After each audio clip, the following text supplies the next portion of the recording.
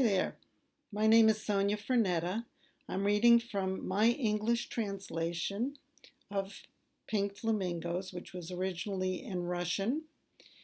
And this is a 1992 interview with a woman named Marina, who passed as a man to be with her girlfriend.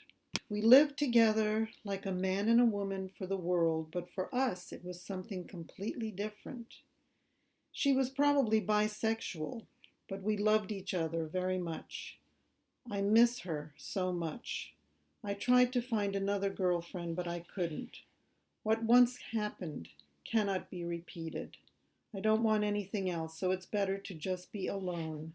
Maybe sometime I'll find a girlfriend, but not now. No, I did not. In our home, with us, everything was normal. As soon as I went out the door, I became a man. While we were under the same roof, everything was good. We related to each other very well. It was very hard to play the role of a man. I always feared revealing myself, worried that I'd give myself away. In summer, it's hot. People go around in t-shirts.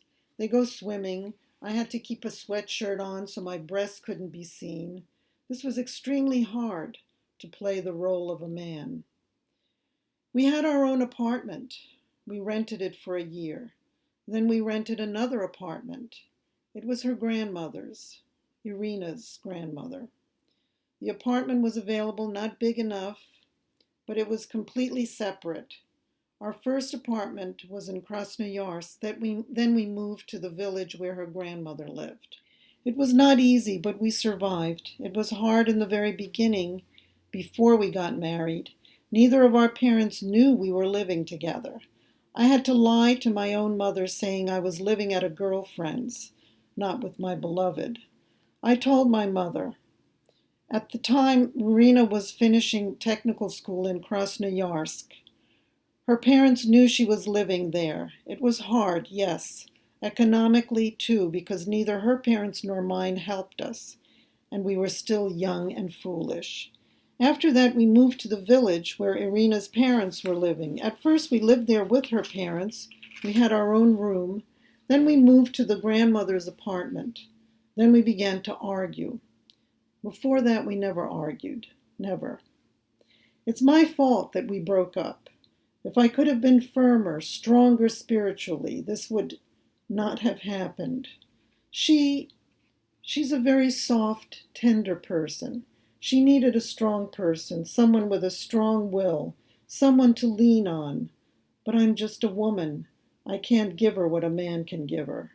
I don't know. I can't even explain what that is. I myself wasn't lacking anything in my relationship with her. I was in Krasnoyarsk for a month looking for a job, and while I was gone, he turned up.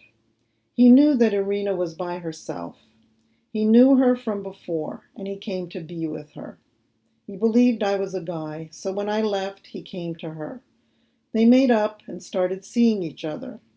When I arrived back home, I walked into the apartment and immediately knew a man had been living there. When Irina came home, we didn't fight or anything. There were no explanations. We even smiled at one another. We left each other quietly.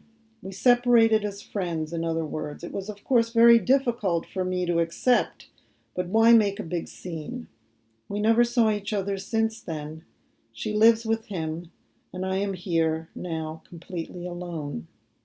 I don't think she will leave him. I consider myself a lesbian, but she does not. She is a heterosexual woman.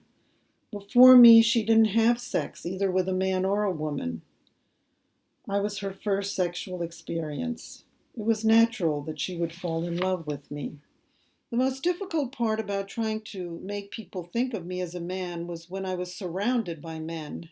I had to be careful about using masculine endings in the first person all the time when I spoke about myself. And you always have to drink and smoke and act like them. I helped some guy fix a motorcycle once. Men are not shy. They talk about themselves. They say all kinds of things, the most personal things. Of course, they didn't know I was a girl. I remember it was hot once and all the guys were taking off their shirts, but I couldn't.